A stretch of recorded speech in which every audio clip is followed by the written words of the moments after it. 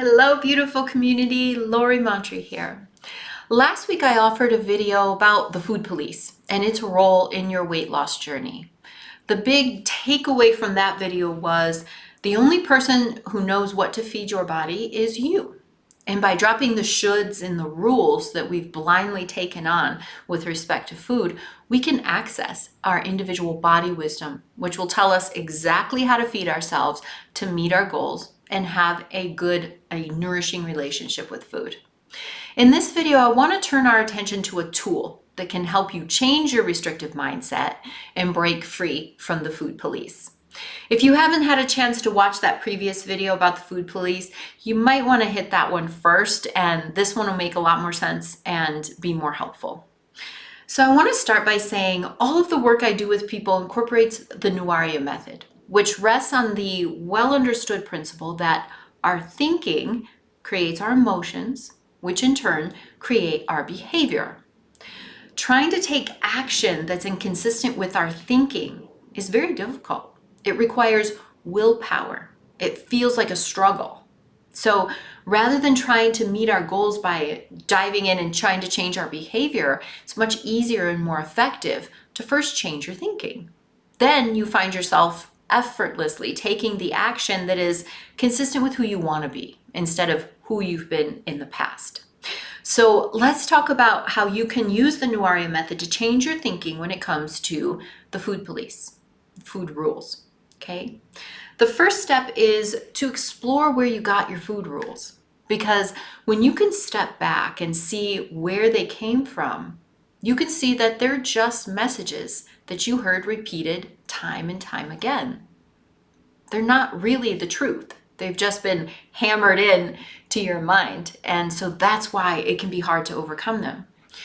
At that point, you can begin to question them and open yourself to believing something new. So education about good and bad foods often starts in our childhood homes. Rules are then reinforced in school and what we hear, read, and see in our culture. In order to find out where your food rules came from, I invite you to write down a couple of thoughts about the following questions regarding how your family viewed food and what you learned from early on. Was food used as comfort or reward? Was it withheld as punishment? Were there different rules for different people, different bodies? What comments were made about other people's choices regarding food? Were certain foods disallowed? Were you forced to finish all the food on your plate regardless of how your body felt? Once you've taken the time to explore these questions, you can work on adopting a new belief. Now, as I mentioned in the last video, I'm not saying that all guidelines with respect to food are bad and should be avoided. It's fine to have some flexible guidelines for yourself. As I mentioned last time, I've worked with people whose bodies simply can't process dairy, cause lots of inflammation, and as long as they were eating it, they weren't able to lose weight or feel their best. And I'm not picking on dairy. There's all kinds of different substances. My point is that it's perfectly fine for those people to find substitutes that work better for their bodies. There's nothing wrong with following guidelines if you have adopted those guidelines based on how they make you feel and they've been established in collaboration with your body. Because too often we trust someone else or force ourselves to follow rules that don't make any sense for us and often don't lead to the results that we're after.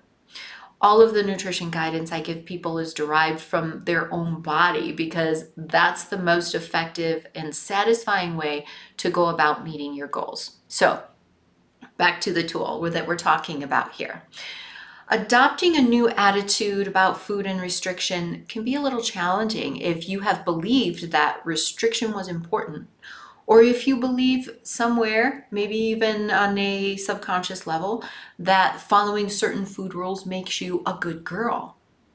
Also, when we have struggled to control our food and we want to lose weight, it's easy to see food as the enemy, something that we wish we could just avoid.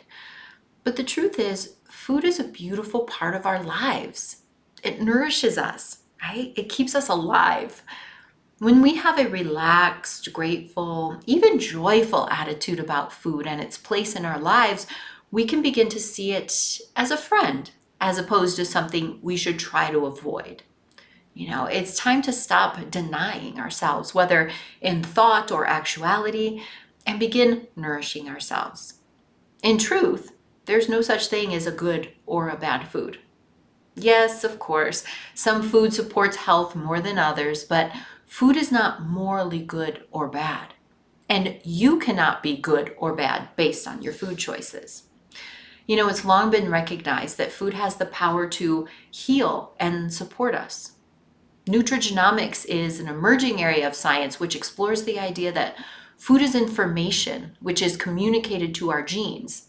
And this information then turns on messages that foster health or disease. Thinking about food in this way helps us make choices that support our health, reminds us that food is a friend, food is a healer, food is sacred. I love the phrases used by Carolyn Cooker Ross. She uses joyful eating and being a joyful eater. How do those words feel to hear? Really take them in. Being joyful and feeling good about the food that you allow in your body is such a beautiful aspect of life. We eat thousands of times every year. Those experiences should be joyful. Joyful eating is really about figuring out what food feels best in your body and honoring the act of eating as a nourishing experience. So one way to start changing your view of food is to adopt an affirmation as your only governing authority on the topic. Now, when working with affirmations or new thoughts, an important principle to keep in mind is that you can't just force your brain to accept a new thought. Okay, that's why positive affirmations are not usually the end-all be-all for most people. Now, it's not that positive affirmations are bad, but what happens is if you try to redirect a thought to something that your brain just truly can't accept, you might feel better for a moment, but you won't actually create a new neural pathway for your brain to choose another time. The brain will simply reject what it feels is not plausible. So in order for your new thought to stick, so to speak, that new thought has to be both better feeling and believable. So for example, you don't have to go from where you are today, right, to thinking, I can get rid of every food rule I ever had and just live entirely free with food. That might be too big of a jump. Instead, you could try on something more like the following. I realize there's a lot of food rules floating around. Naturally, they can't all be right. Knowing what to feed a body is complex but natural. As I'm becoming more connected with my body, I can start to trust it to tell me what food serves me and in what quantity.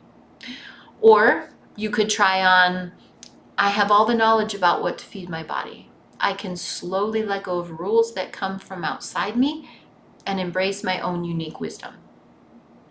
With these new thoughts in mind, I invite you to create your own affirmation that will help you move closer to feeling freer with food. And as I mentioned, try to make your affirmation both believable and better feeling. And then you can adjust that affirmation over time to take you where you want to go.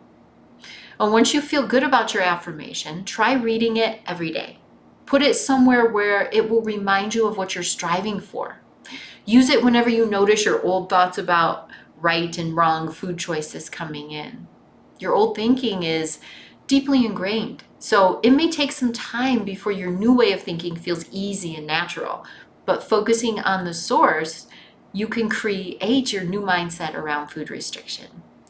I would love to hear from you guys about how you're going to go about listening to your body, legalizing, and making peace with food.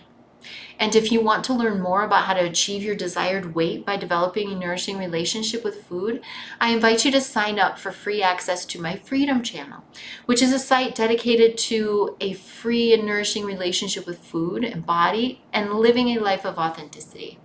When you sign up, you'll have access to lots of free resources such as videos, blogs, expert interviews, and a free mini course on emotional eating.